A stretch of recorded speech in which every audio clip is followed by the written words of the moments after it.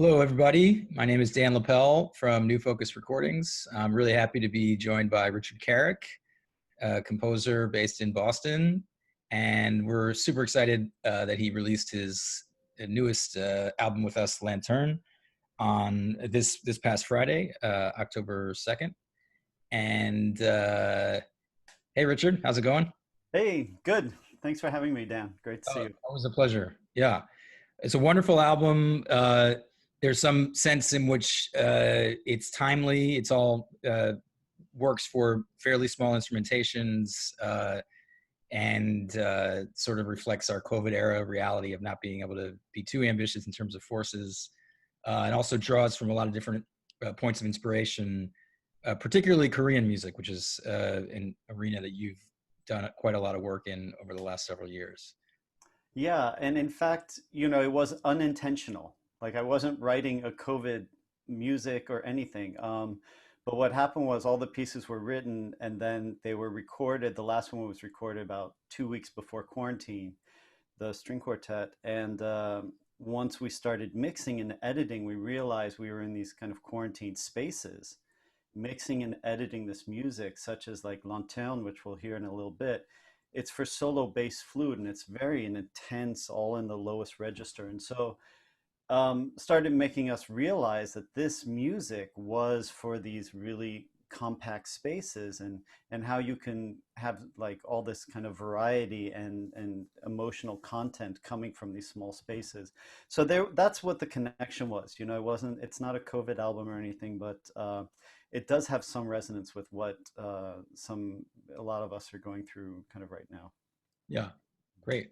So before we talk about and listen to a few tracks, just thought I would give a list of the great performers on this record. It's really a star-studded cast, and several people who are on a handful of New Focus releases, which is really great to see. Marilyn Nonkin, piano, string noise, violin duo. Margaret Lancaster on flute. Bosco Dukovsky, clarinet. Either or ensemble, of which you're the director, of course. John Popham on cello. Lauren Cowley, violinist. New York New Music Ensemble, and the Gugak Contemporary Gugak Orchestra of Seoul, Eduardo Leandro, conductor, and last but not least, the Mivos Quartet. So really Yeah. wonderful group of players. Well, it's very special to work with people that I know and I've worked with for years. And when we put this album together, I was thinking, well, it's so disparate. We have so many different players. The music is some of it's in different styles. And I was thinking, but there's always this kind of very strong connection I have with the musicians, and it creates this what I hope is kind of a very visceral, energetic quality in the performances because the performers just live this music so passionately and so beautifully, and I'm so indebted to their commitment to it. So Yeah, no, I definitely think that comes across, and everybody's fluency with your language and your music in general is really apparent. Do you want to talk about the first track that we're going to hear? sure, sure. Lancaster. Sure, it was hard to pick because, of course, all I kind of wanted to feature all the tracks. I mean, Marilyn is phenomenal, and String Noise, and Lauren, and everybody in the group. So I thought we'd start off with the title track of the CD, which is Lanterne. Um, the Lanterne is written for bass flute, as I mentioned, and I thought, well, let's go deep in the bass flute. So, only the register that the bass flute can actually live in that no one else can in the flute family. So the whole piece is actually written in the lowest octave, which is a pretty strange premise, but it created some really interesting creative possibilities. One of them was that uh, when you're in that realm, um, first of all, everything sounds amazing. I mean, it's the most beautiful part of the bass flute, right? And so I just wanted to get deeper into those particular sounds. I remember I studied with Mario Davidovsky when I was an undergrad, and he said, just take one sound and open it up and just live in there and just explore that one sound more and more. And so that's kind of what I did in this piece. And we had a really interesting way to work on it with Margaret because, I would actually send her sketches and she would just um, uh, readings and send it right back to me. And it was this really interesting way of working because I'd hear her readings and I know her playing well, and she's so phenomenal with doing stuff that she could read a lot of this stuff like just cold.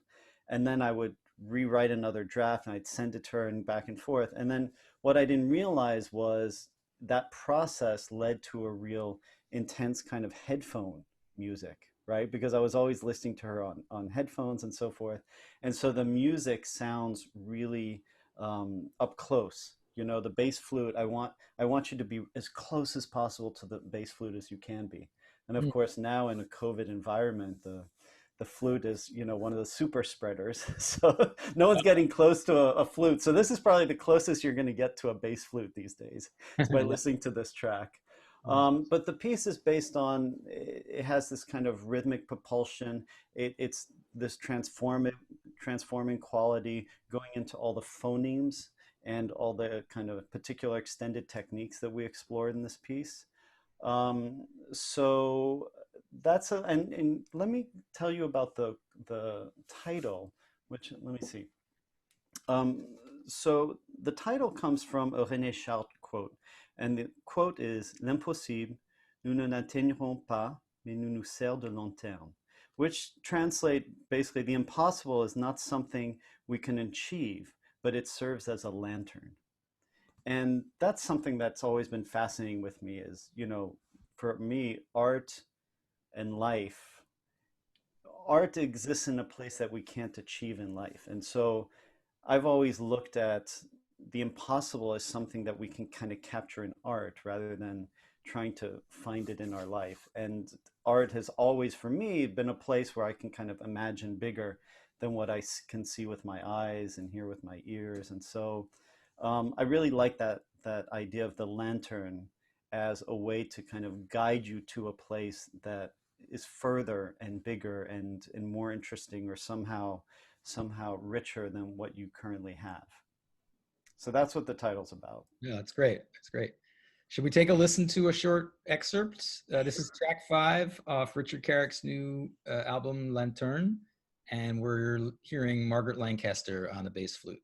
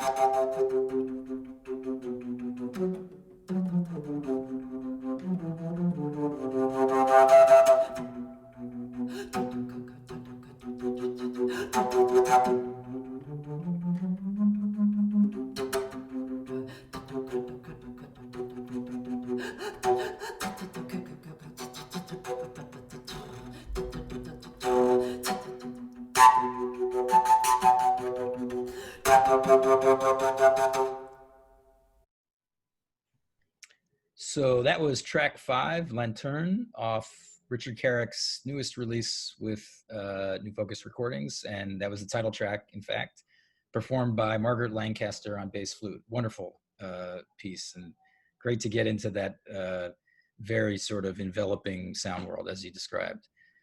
The next couple pieces we're going to talk about both draw from the pansori vocal tradition, which comes out of Korean music. Do you want to talk a bit about your experience with Korean music and how that manifests itself in these pieces on this album? Sure, absolutely. It's an interesting and big topic. I started visiting Korea back in 2009 regularly for I was working with the New York Phil, and when we were going there, we were working with young children, and we kept asking them, you know, why don't you use Korean traditional instruments in your music as well as, and it brought up some really interesting things about what it how do you identify with the instruments of your tradition, you know? And so that was an interesting topic. A few years later, at the same time, I should say, as you know, I run Either Or and conduct the group, and we play a lot of avant-garde composers from all over the world. And so I have this real passion for contemporary music in general. Um, and I get to experience it as a conductor and as a performer, as you know, in a way it's like the best composition lesson you can have. You know, I get to perform Lachenmann's music with Lachenmann, and I get to experience all of these things. And so I learned the contemporary music very intensely, and you know, it's at my fingertips, and that excites me so much. And the world of Either Or and avant-garde was pretty intense when I got started. When I first heard Korean music, I thought, oh my God, there's something completely different here. There's something incredibly raw, incredibly powerful, incredibly earthy, and incredibly new. And I had to listen to something that had a 500-year-old tradition to hear it. And these instruments are thousands of years old, coming back from China, of course. Um, but I was blown away by the sounds. There's something undeniably powerful and visceral and anyway. So the sound blew me away. The music blew me away. It sounded like the most contemporary music I could possibly imagine, and so that's why I got into it.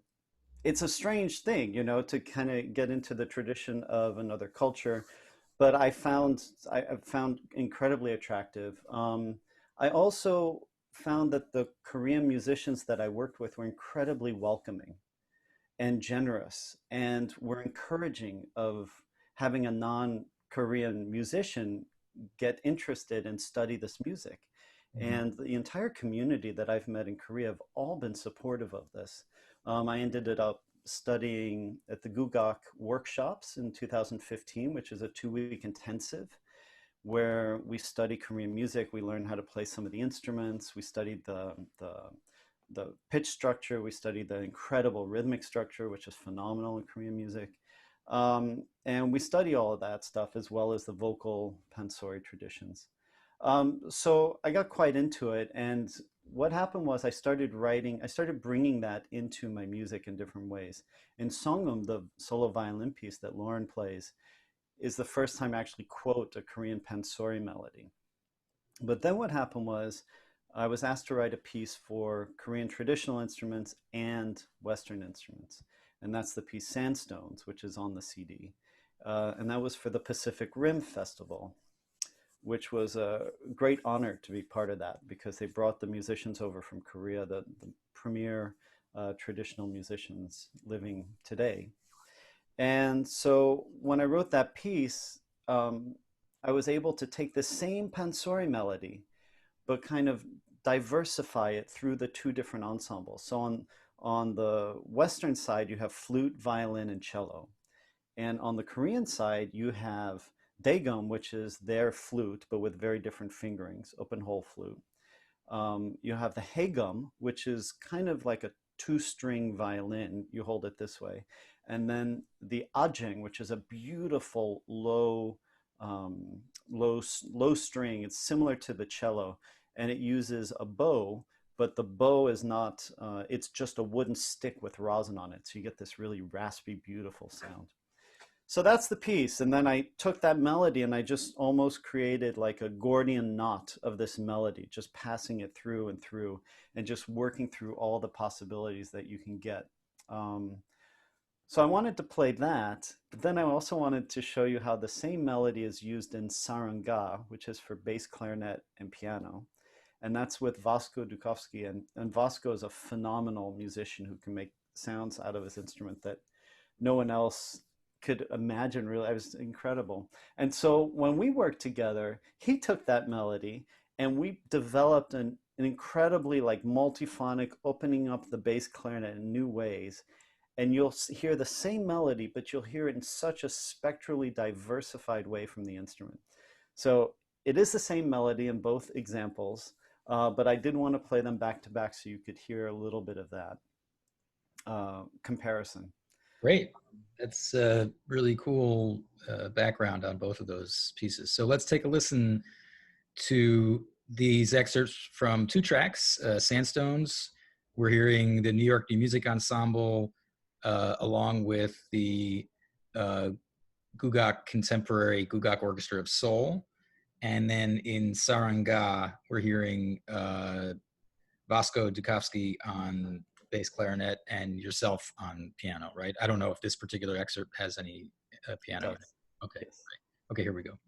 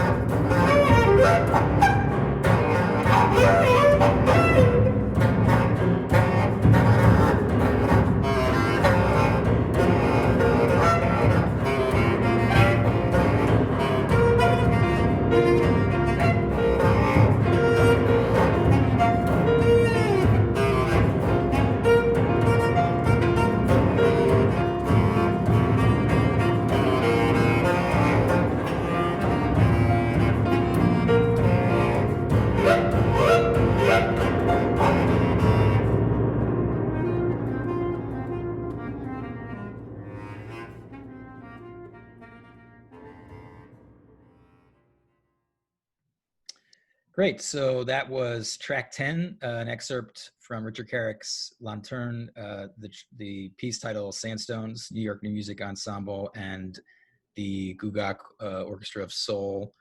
And after that, we heard a small excerpt from track 6, Saranga, with Vasco Dukovsky and Richard Carrick on piano.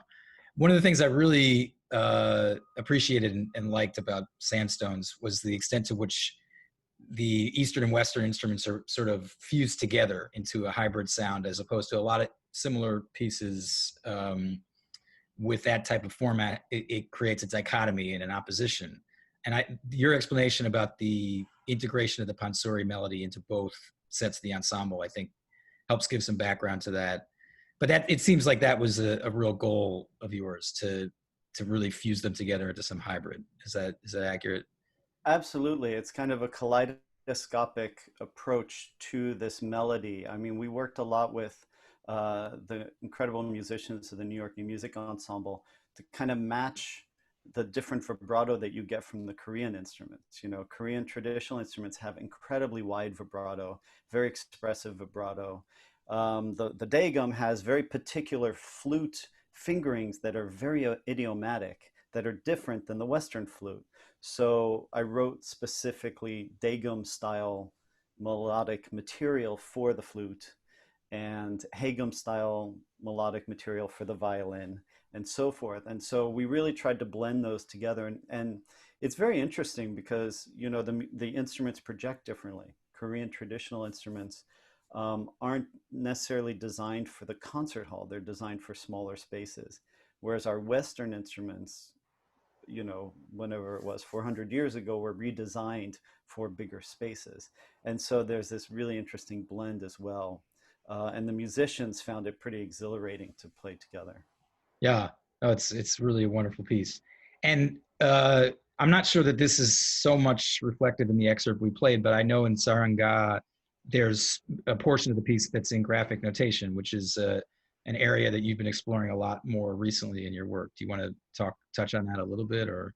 Sure, yeah. So, I mean, probably from working with Vasco because he's so imaginative, and I was trying to understand um, how he thinks about the bass clarinet. And it's so fascinating to talk to him about how the sounds come out of different registers. And um, we started mapping his instrument in terms of what he can manipulate. But it didn't have to do with register or pitch or rhythm or anything. It had to do with the physicalities of the bass clarinet, how the sound opens up spectrally and so forth. And so it became very natural for the end of the piece to use graphic notation instead of pitch notation. And once all the kind of, once the instrument, after this part that we just heard, there's another passage and then it opens up and then the last few minutes is all graphic notation. And that was pretty exciting and that got me into um, thinking about how do you how do you write for players who are just great interpreters, you know, and the possibilities of using graphic notation to do that and give them something that is both kind of structured. I mean, my graphic scores, I ended up writing about 50 of them, and I have a big book now. It's called the Graphic Series. And the Graphic Series is all for solos, duos, trios with beginning, middle, and end in a sense, but the material is all graphic. And there's this interplay between almost musically notated graphic ideas as well as certain graphic um, uh, symbols that have no musical relationship but are ways for the musician to kind of create their own meaning with it. And so that's what I'm really excited about with graphic notation is working with players. It's something between structure and interpretation and improvisation and so forth. Great. That's really, really interesting. So we have one more excerpt. This is a piece that you worked on with the Mivos Quartet, right? A Fromm Foundation commission. That's right. Yeah. And, uh, you have a long history with Mivos. I think I feel like you guys have collaborated on many pieces. Is that accurate? Yes, yeah, I've been working with them probably for a decade now. Yeah, Um, great quartet. And this is a four movement piece called Space Time. And there's a really cool sort of background to the inspirational material for this. Why don't you talk about that a bit? well, you know, the Mivos Quartet are they're up for anything, which is just so great as a composer. And they just bring a lot of enthusiasm and professionalism and incredible virtuosity to the music. So I knew I had you know an incredible palette when I was going to write this. This is my second string quartet, and the idea here was it was about space time. I mean, the title is space time. I was just really interested in kind of creating fictitious um, situations that I might try to represent musically. You know, so I mean, I've never been in space. I don't know any of these things, and but what was really fascinating was thinking about certain things such as like um, the push and the pull of physical objects and how that might manifest itself in terms of musical material. So, for example, in you know the four titles, the first movement is called claustrophobia. Mhm. The second one is called gravity. And that's where these melodies are kind of just bouncing up and down and intertwining, passing between the different players. The third one, which we're going to listen to a sample of, is called Space Travel. In Space Travel, um, first of all, the piece is a palindrome, which is strange. I've never done this before, but I was thinking about different forms of intensity. So starting with like very low, sparse forms of little ictus or iterations that are going to spark more activity and then having those things kind of pushed together. So um, throughout the first half of the piece, the tempos keep getting faster. They start from 60, they go to quite a fast tempo at the middle. In the middle, they start slowing down again. And then inside of each of those boxes, there are different materials that kind of have different rhythmic qualities that push each other on as well. So sometimes you'll hear material that's quite slow, but it's with a very fast tempo, and vice versa. And so it creates different levels of intensity, not just saturation in the sense that we have more stuff happening here, therefore it's more intense. But I was interested in creating different levels of intensity that in the performer is experiencing, and that secondarily comes through in the listening experience. So anyway, so what we'll listen to is kind of near the middle of the piece.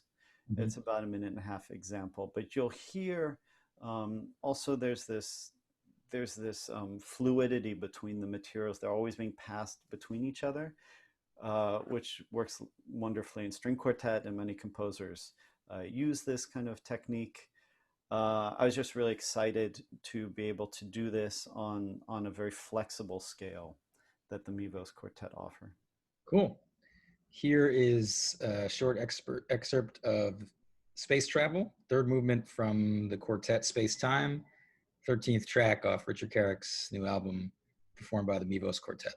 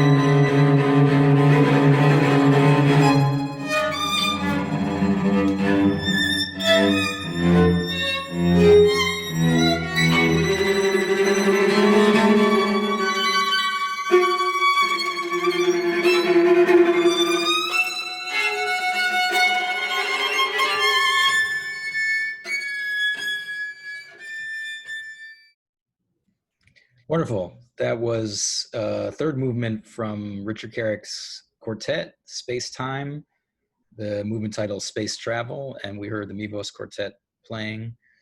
And thanks so much for joining for this chat. It's really wonderful and interesting to hear the background on this, the music on this album. Well, thanks for inviting me. It's great to speak with you. I mean, the work that you do with this label is just phenomenal, what you're putting out, and I'm really proud to be a part of it, and glad to see the label's doing so well and people are listening to so much new music. So Yeah, well, really it's great to speak about it. very gratifying to be part of such a creative community, and happy to be continuing to work with you. We of course put out your album Stone Guitars, which is one of my favorite things in the catalog. I listened Thank to you. it repeatedly. FCR 149. It's your layered compositions for electric guitars and effects that for me really captured something about uh, that moment and that era when you wrote those and released it, of being a musician in New York. It's a wonderful Oh yeah. collection, and So great we could circle back and make this project happen during some pretty strange times. So again, this is Richard Carrick's Lanterne, FCR 273, just came out on Friday, this past Friday. And it's available to buy and listen and not buy, all the places that we all do that these days. And please check this album out. It's really great, and looking forward to the next time we get to collaborate, Richard. absolutely, me too. Thanks everybody for listening. Thanks, Dan. Okay, thanks, Richard. Bye-bye.